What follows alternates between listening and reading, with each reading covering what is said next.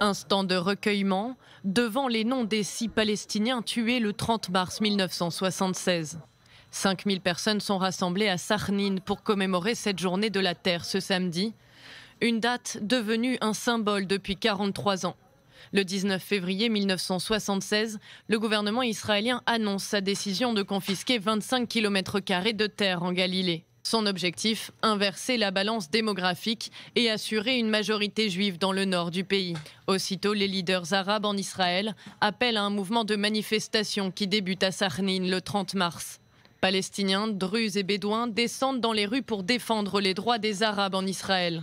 Très vite, des affrontements éclatent. 6 Palestiniens sont tués, 30 sont blessés et 300 personnes sont arrêtées. Du côté des forces israéliennes, 38 soldats sont blessés. Cette date du 30 mars rassemble à présent les luttes pour les droits des Arabes en Israël et contre la confiscation terrienne. À la veille de 1976, il y avait beaucoup d'appels contre la minorité palestinienne en Israël. Ça me rappelle les attaques contre la communauté arabe dans le pays et la destruction des maisons.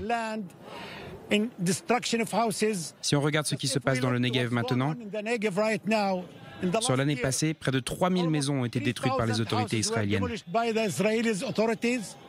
Il manque un plan général de gestion des villes arabes et nous pensons qu'est venu le temps de l'unité, de la lutte et de l'égalité dans l'État d'Israël. Dans la foule, des drapeaux syriens sont brandis, signe d'opposition à la reconnaissance américaine de la souveraineté d'Israël sur le plateau du Golan, appartenant à la Syrie jusqu'à la guerre de 1967. Des manifestations étaient organisées ailleurs, en Cisjordanie, en Israël et à Gaza. Dans l'enclave palestinienne en 2018, le 30 mars marquait aussi le début de la marche du retour.